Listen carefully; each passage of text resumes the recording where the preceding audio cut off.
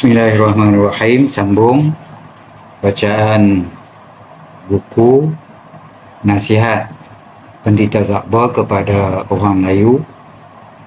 Buku bertajuk Perangai Bergantung pada Diri Sendiri, edisi khas dengan pengenalan oleh Profesor Emeritus Hajah Asmah Haji Omar.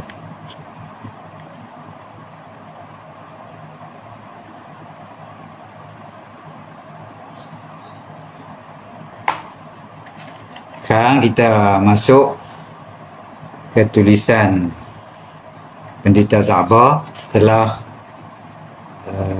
mendengar bacaan mengenai pengenalan oleh Profesor Emeritus Asmah Haji Omar.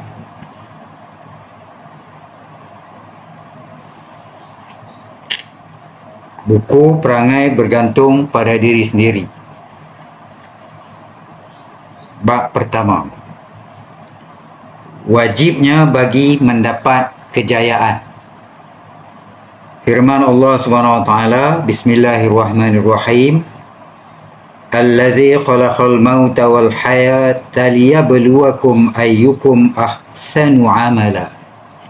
Maksudnya, Tuhan yang telah menjadikan hidup dan mati kerana Ia hendak menguji, mencoba kamu, siapakah daripada kamu yang terlebih baik kerjanya. Surah Al-Mulk, surah 67 ayat 2. Kehidupan kita dalam dunia ini ialah kehidupan beramal atau bekerja. Kehidupan berjuang dan berlawan-lawan seperti dalam perlumbaan. Tiap-tiap seorang hendaklah menjalankan bahagiannya sendiri dengan tidak bergantung kepada orang akan menyempurnakannya. Dia sendiri mestilah merasa bertanggungjawab bagi menyempurnakan kewajipan dirinya dan tanggungan dirinya dalam perjuangan dan perlumbaan itu. Maka yang akan menang dalam perlumbaan itu hanyalah orang yang tetap tekun dan sabar menjalankan kerja-kerja kewajipannya itu dengan bergantung kepada ikhtiar dan daya upaya dirinya sendiri dan memohon pertolongan hanya kepada Allah Subhanahu wa taala sahaja. Maka yang dikatakan perangai bergantung kepada diri sendiri itu ialah seseorang yang berbuat sendiri barang apa-apa kerjanya dan menimbang sendiri barang apa-apa halnya, serta bersedia menanggung sendiri segala buruk baiknya apa-apa yang dikerjakannya itu. Ia tidak berhajat kepada sesiapa pun orang lain akan mengerjakan atau menolong membuatkan baginya kerja-kerja tanggungannya sendiri, atau siapa-siapa rakan akan memikul tanggungjawab kerana kerja yang dibuatnya itu. Demikianlah sentiasa kelakuannya asalkan kerja-kerja, dan hal-hal itu bukan dari jenis yang wajib berkehendakkan pertolongan dan bantuan orang lain. Sungguhlah ada beberapa banyak perkara yang manusia itu berhajat, bahkan disuruh kepada berbantu-bantuan dan bertolong-tolongan. Tetapi itu ialah perkara-perkara yang tidak boleh membangkitkan pada dirinya perangai suka bertawakal dan berharap kepada orang sahaja, dan tidak pula yang sekira-kira boleh menjadikan dia orang pemalas apabila ia mendapat pertolongan orang lain dalam hal itu. Adapun jika perkara yang bukan daripada jenis berkehendak kepada berbantu-bantuan, maka wajiblah ia sendiri mengerjakannya dengan tidak berharap kepada pertolongan orang lain daripada dirinya sendiri.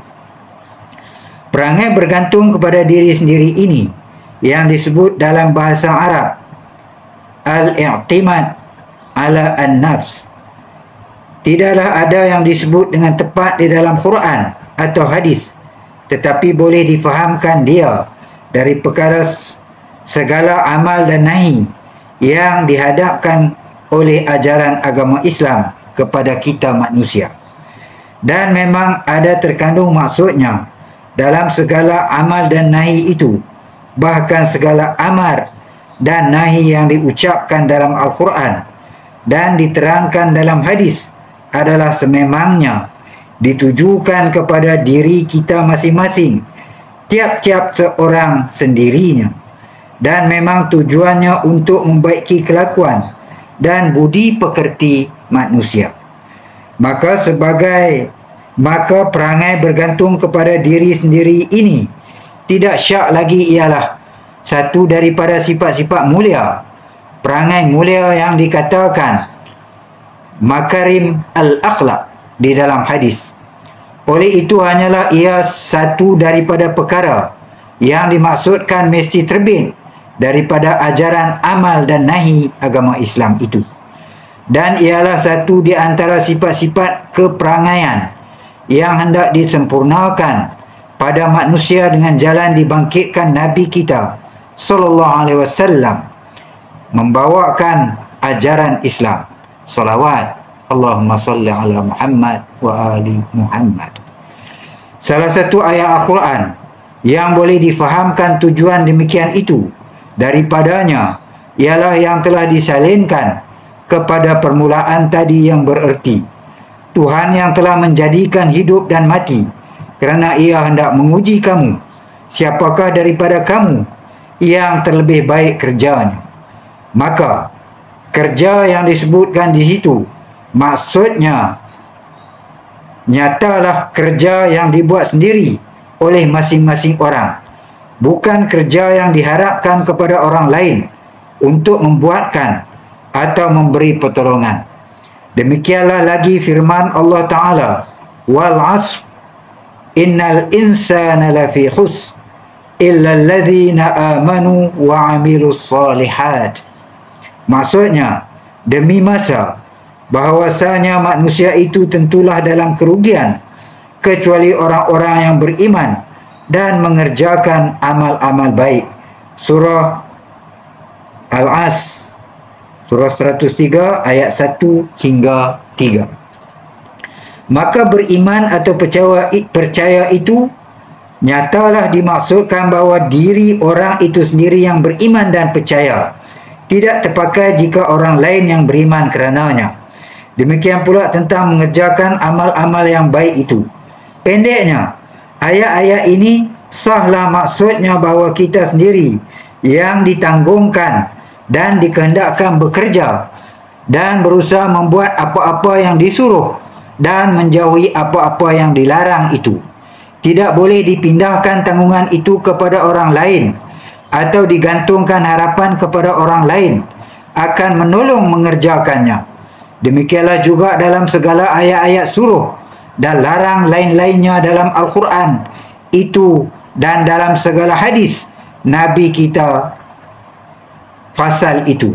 Bahkan dalam contoh kehidupan Nabi kita sendiri pun, patinya buatlah sendiri, kerjakan sendiri, jangan harapkan orang dan jangan tanggungkan kewajipan diri kepada orang lain. Sekian, kita akan sambung di lain masa dan tempat. Al-Fatihah untuk Pendeta Za'ba. Al-Fatihah. Bismillahirrahmanirrahim. Alhamdulillah. Iyyaka na'budu Siratal ladzina ghairil maghdubi 'alaihim. Semoga buku yang ditulis oleh beliau sekitar tahun 1929 menjadi amal kebajikan beliau. Sekian, terima kasih.